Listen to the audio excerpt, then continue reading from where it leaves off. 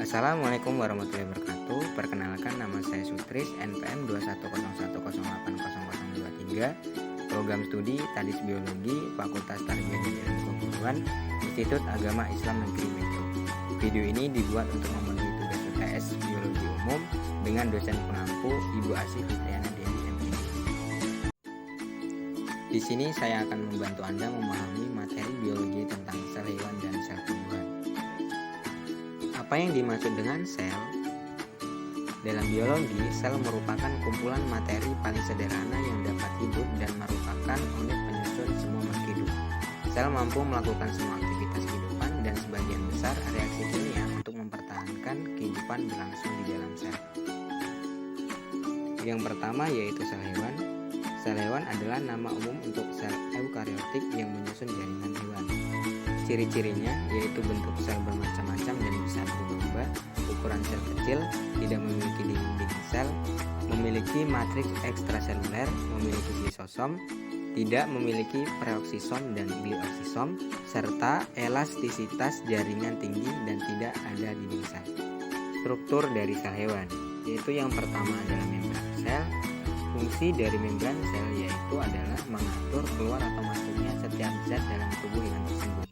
Yang kedua yaitu adalah sitoplasma. Fungsi dari sitoplasma yaitu untuk mencairkan segala sesuatu termasuk sel yang ada di dalam tubuh hewan. Yang ketiga yaitu adalah retikulum endoplasma. Fungsinya yaitu adalah sebagai cara membantu untuk detoksifikasi dan sintesis protein. Yang keempat adalah mitokondria.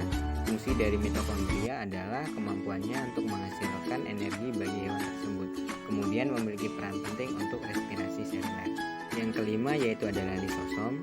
Fungsi dari lisosom yaitu adalah untuk mengontrol pencernaan dan untuk menghancurkan organel sel yang memang telah rusak.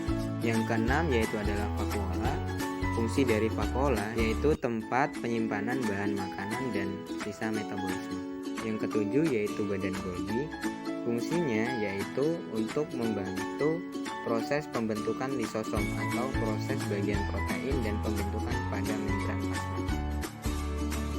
Yang kedelapan yaitu adalah nukleus. Fungsinya yaitu untuk menyimpan informasi genetik, tempat terjadinya replikasi, serta mengendalikan metabolisme setiap sel. Dan yang terakhir yaitu adalah nukleolus, yaitu berfungsi untuk memberikan pembentukan protein pada tubuh hewan. Yang kedua yaitu adalah sel tumbuhan. Sel tumbuhan adalah sel yang menyusun fungsi kerja dari seluruh fungsi kehidupan tumbuhan. Ciri-cirinya yaitu bentuk sel kaku dan jarang berubah-ubah, ukuran sel besar, memiliki dinding sel, memiliki matriks ekstraseluler, jarang ditemukannya lisosom, memiliki peroksisom dan glioksisom, serta elastisitas jaringan rendah. Struktur sel tumbuhan yaitu yang pertama dinding sel.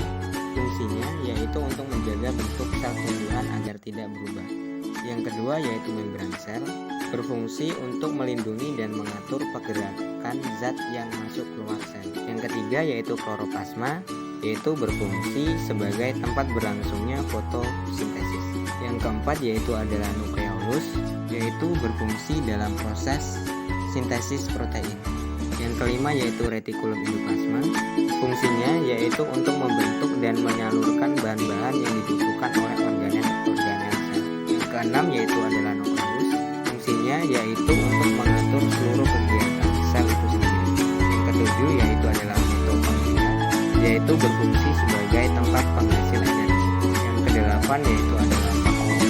Vakuola berfungsi yaitu untuk mencerna makanan dan untuk mengeluarkan zat sisa serta mengatur keseimbangan air dalam sel. Yang terakhir adalah badan Golgi, yaitu fungsinya untuk memodifikasi bahan-bahan yang dihasilkan oleh retikulum endoplasma dan menyalurkan ke organel